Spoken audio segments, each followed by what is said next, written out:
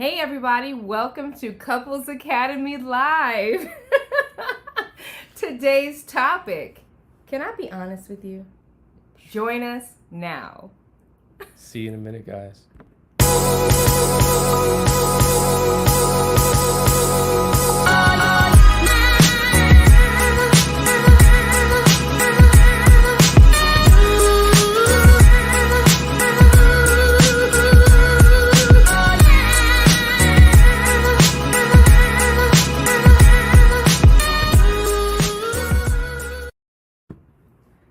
Well, can I be honest with you? Sure. So, the last time you made me a cup of coffee and I said that I wanted it light and sweet, it was literally a cup of cream with a drip of coffee. But you said you like it light and sweet. So I was trying to accommodate how you like coffee. I don't drink my coffee that light and that sweet. So I figured since you exaggerated light and sweet, that I would exaggerate I meant like the Dunkin' amount that I put Donuts in light there. and sweet. Like, I didn't mean like a cup of creamer with like a drip of coffee. Well, if you wanted Dunkin' Donuts light and sweet, you should have gotten a car, drove around the corner to the Dunkin' Donuts 2 minutes away, but you asked me. But what I'm trying to get you to understand is my heart of the matter is that next time when I say light and sweet, I would like it to be like Dunkin' Donuts, not like Hassani Donuts. But I feel like you're judging and criticizing. Because you know I don't like sweet though. But you asked for light and sweet. But I didn't want all that cream in there. But maybe if you wanted something different, you should have did it yourself or showed me how to do it. So next time there won't be a problem when you ask me to make it light and sweet. Does this look familiar? Does this look familiar? I have a very good friend of mine who shared some things with me, and I thought this is a phenomenal topic to have and to share, because this looks like most of our lives when we're talking about any and everything. We get into a heated discussion because the truth is I don't have permission to be honest with you. And when I don't have permission to be honest with you, now you are either forcing me into conflict or you're forcing me into dishonesty, which is not what I want to do. I want to be able to come to you transparently and share with you all my issues, all my qualms, the good stuff along with the bad stuff. Because guess what? We're not perfect. We're not. Neither is my coffee making skills, obviously. But this is so true because in relationships, we are so sensitive to each other. Because truth be told, if you said to your girlfriend, can I be honest with you? It would go down completely different. But because she would lean in, she would like, yes, please be honest with me. Right. Yes, I'm ready for some honesty. She'd be open to it. She'd be receptive to it. Okay, girl, no problem. If that's how you want your coffee, then boom. But your spouse, who should be your best friend, you don't feel safe to have that conversation because as she's telling me, I'm listening with emotional ears, right? So as I'm listening with emotional ears, all I hear is judgment and criticism and how I'm not good enough, and it shuts me down. And now it's just like, bump it. I'm not making you coffee anymore. I'd rather you do it yourself. So rather than me getting better at it and doing it the way that she wants, I shut it down altogether. And that's exactly what happens in relationships. Absolutely. We got a lot of people chiming in early this time. Everybody's saying hello. Let's go to the top and see. Christopher is here. He's saying good morning. Hey, good to see you. Good morning, Stacy, Christopher. we see you. Hey, Kiera, Stacy. thank you for joining us. Letitia, hey. Pappy, hey. Oh, we can't call him Pappy. I can't call you Pappy. Okay, Stacy. Hey, Stacy, good to see you, girl. Kiera says this is perfect, right? Are you feeling us on this? Hey, Kathy, good to see you. Kathy says yes. Oh, Stacy says it's the heart of the matter. And that's the deal. Like, we need to get down to the heart of the matter and stop hearing critiques, because a lot of times what we're hearing is our own self-critique, right? Our own feelings of I'm inadequate, I'm not enough, I haven't accomplished this, I can't do that good enough, I can't do nothing good enough. So now what happens is when I come to you with something, with any issue, you got it in your head, I can't do nothing right? And so now we get into a battle when all I wanted you to do was add a little less creamer. Right, get the coffee right. Get the coffee right. And not everything right, just get the coffee right. And here's the deal. We'll get into a huge argument about coffee and either go in on each other or stonewall, shut down, not talk for a full day, 2 days, 3 days. And at the end of the day, it's not about the coffee, because tomorrow it's going to be something else, and the next day it's going to be something else. It's never about the issue, if you will, or the circumstance you're dealing with.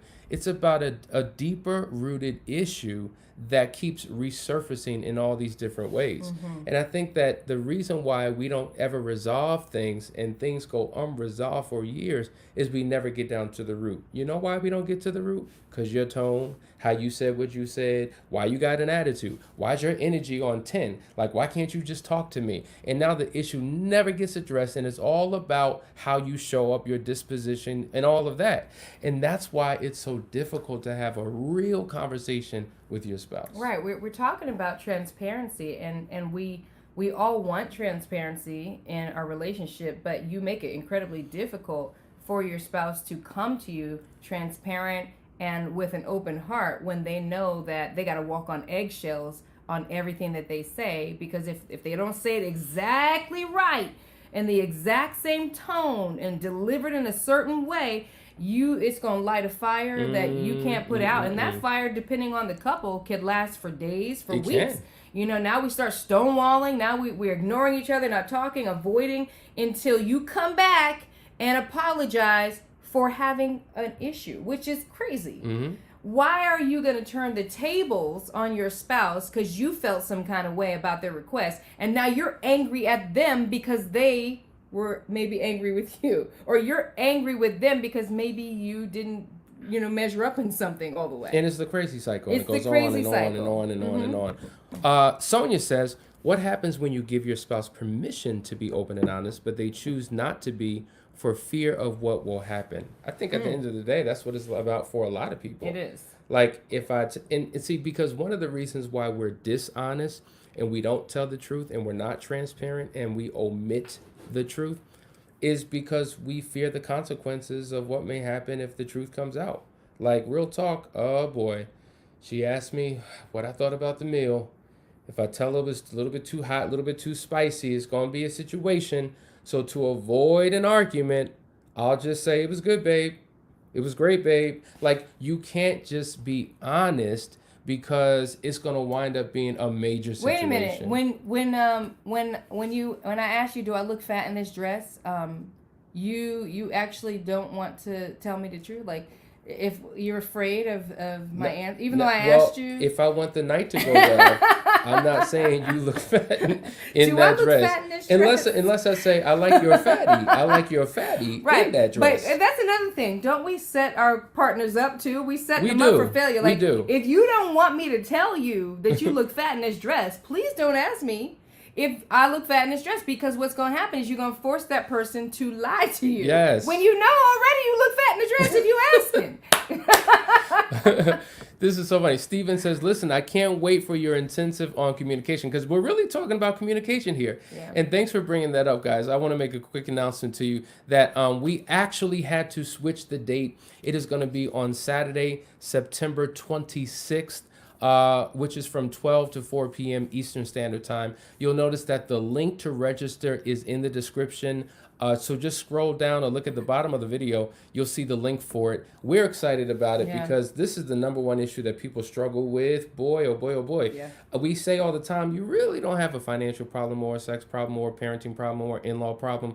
What you have is an inability to effectively communicate about all those other issues, and the problems remain forever. So I tell you, another reason. Oh, let them know the link is here today. Someone asked. The link is at the bottom of the video. All right, so there's a lot of comments. Let's go to the next one. Boom. The truth hurts. I tried to shield my partner from the truth because I didn't want to cause more pain. Wrong decision. I lost everything. Truth is best. Absolutely, see, and that's the other thing. The reason why we're not honest, and the reason why we may give a false impression, is we're trying to protect our partner from further hurt and pain. That's what it is. I don't want to hurt you. Yeah, we're actually conditioned. We've conditioned each other, because we begin to know each other's patterns. So I already know after the 30th time of this happening, I'm convinced that there's certain things that I can't say. So we have been conditioned to avoid certain topics, to kind of sweep things under the rug, and certain stuff is just you can't touch it. It's a landmine for you, so you completely avoid it altogether. And that's why you're not having that transparency that you want. A lot of couples say, I really don't know what they're thinking. I don't know what they think about this. I know what they do. I've heard many couples say, or I've heard many wives say, that they learn so much about their spouse by watching them speak to and interact with other people, because there's no transparency and connection in the home. I've heard that before. Mm-hmm. Yeah. And so it's a sad place to be, where you don't have that level of communication, transparency with your spouse, partly because maybe your response has trained them that they can't really be authentic with you. They can't show you all their sides, because you won't receive it. You'll take it a certain kind of way. You'll shut them down. So they reserve all of that part of themselves for the world, for friends, for work, and anything that has nothing to do with you. And you just get this narrow perspective, because if you actually stepped out of that box and shared, who knows what would happen? There'd be so much defense. There'd be an eruption. They'd be offended. You'd get into a fight. You'd start stonewalling. So a lot of these characteristics that you're seeing in your relationship have a lot to do with how we're responding to one another. That's powerful stuff. Yeah. Powerful stuff.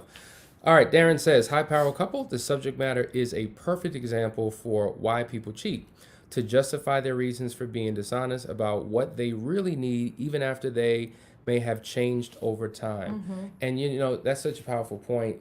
We talk about this when we do intensives, that one of the major reasons why people cheat is because they couldn't have an honest conversation with their spouse. Because they couldn't be honest with their spouse, they had maybe issues or concerns that got unaddressed, and things got worse over a period of time, and that created the emotional disconnect. And we talk about how you go from the soulmate to the roommate, to the roommate, to the cellmate, and there's this emotional disconnect because you don't have the main thing that binds a couple together, and that's intimacy, which comes through communication. So if I can't talk to you, walls go up, I become very distant, and then all of a sudden, if a wall goes up here, a window is built over here. Now I'm looking out into someone else's life, they're looking into my life, and that's when the connection is formed. So really, at the end of the day, one of the ways to prevent infidelity, to your point, is to be able to have conversations, and not surface cliche small talk conversations, but deep dive conversations where you get to the heart of the matter, where you can reveal your everything. So that's a powerful point. There's a lot of comments on here. Danielle, I'm gonna need your help. Why does your spouse ask for the truth, and then you give them the truth? Their whole persona change, and their acts of love becomes non-authentic. They do it because they have to, not because they want it in the moment. It's done to only satisfy the other person. That causes walls to come up. Absolutely. I mean, that's exactly what happens. You know, we just were saying that if I'm going to ask you, do I look fat in this dress? And you know you look fat in the dress because you done gained 10 pounds. And then I get mad at you for saying, yeah, you know, you might want to put something else on. I mean, we believe in radical honesty, but we also believe in how you express your honesty. There's a way to say everything. You don't have to come down on somebody with harsh truth, you know, because I'm just being honest, because you have that side of it. I'm just keeping it real. Right, you have that side of the coin. And if you can't handle all this, then you have a problem. Yes, and we deal with that all the time with couples who we're trying to work out and negotiate some things, and they going off and hollering and screaming and cussing and can't be controlled and can't be consoled at all, and they just keeping it real. I'm just being myself. Well, there's a way to do and deliver truth. Yeah. But you have to be willing to accept truth, and you have to give your partner the ability to tell you the truth. It has made a major impact in our relationship, where we just said, you know what? One thing we got to have is truth and honesty. I need to be able to come to you and talk to you about anything and everything that displeases me. Literally working with couples, that's something that is a glaring obvious, that if you don't have anything but the ability to come to your partner and be honest about some things, you really are in danger. You are. And I think that the more when you have true honesty, even if it's uncomfortable, if you're able to get comfortable with being uncomfortable and having difficult, uncomfortable conversations, you'll realize that it actually brings you closer. There's a level of trust that's developed, closeness that's developed, sincerity that's developed in that relationship, but you both have to be willing. you both have to have an open heart. And I think to your point, like, you're asked to be honest, and then when you are, they shut down and they don't like what you have to say. And so now you don't know what to do. Exactly. It's just like, well, do you know, now that's what you've done. You've perpetuated this idea that, okay, they can't handle the truth.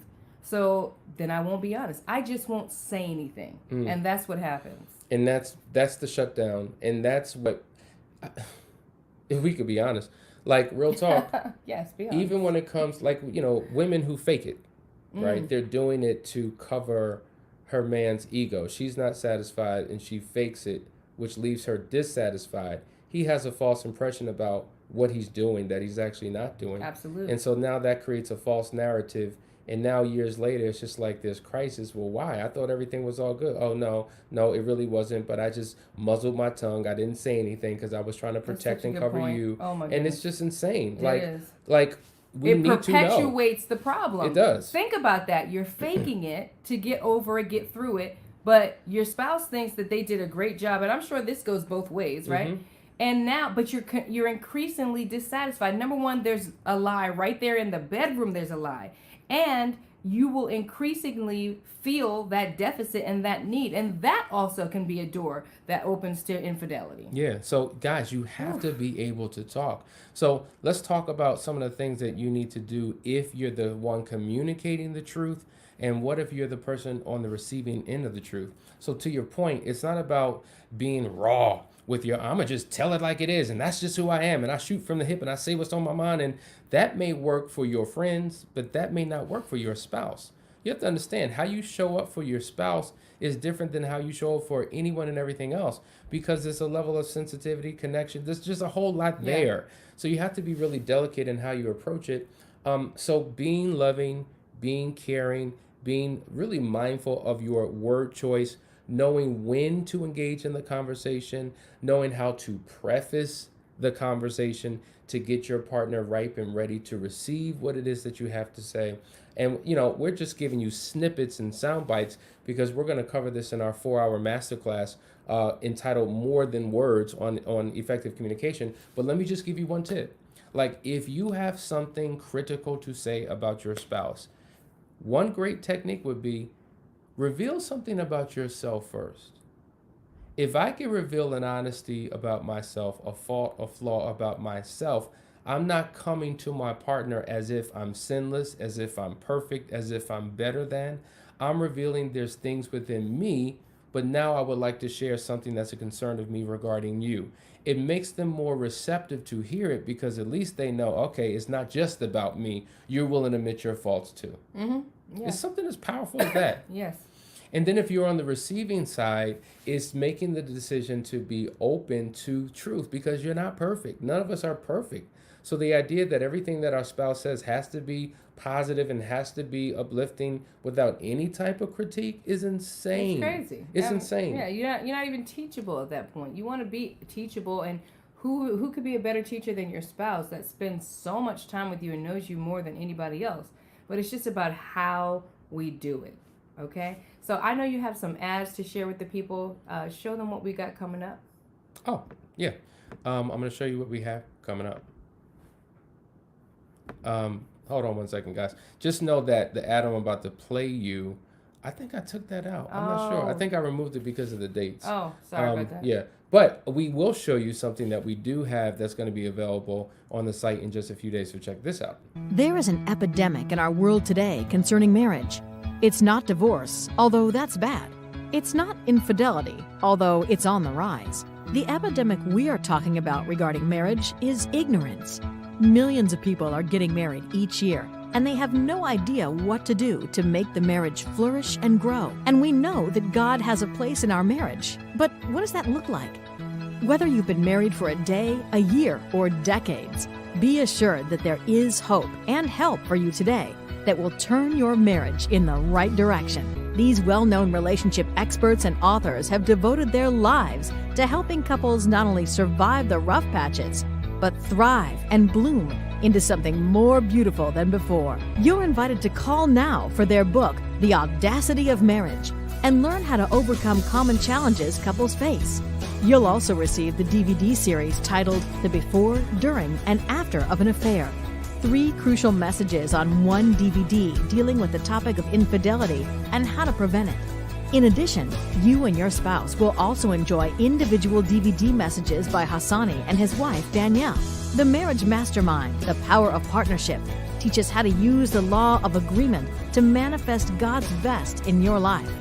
And Copreneurship, Partnering in Passion and Profit, explores the issues of couples working together at home and work successfully.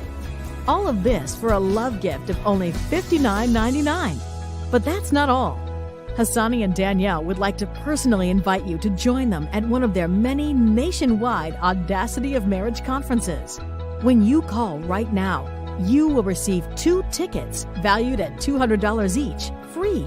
Remember, in almost every marriage, there is a partner suffering from ignorance, and your gift of this book may be just what they need to save their relationship. Call now and get back to the joy of your marriage together. Operators are standing by. So as you can see, we're doing as much as we can to put resources in your hands to help take your relationship to the next level. There's a lot that's going to be coming out with books and products and systems and programs to really rob you of any excuse that you could ever have to not have the best marriage that you can have. So listen, guys, we appreciate you. Hope you got something out of it today. Remember, scroll down, click the link on More Than Words. Sign up for the masterclass. Is just $197. Think about that. If you go on a date, you'll spend $200 on dinner and a show. Why not invest 4 hours into your marriage and change the trajectory of your life forever? So listen, guys, see you in the morning. Love you all. See y'all. Take care. Can't bring us down, can't nothing bring us down. Our love is too high, bring us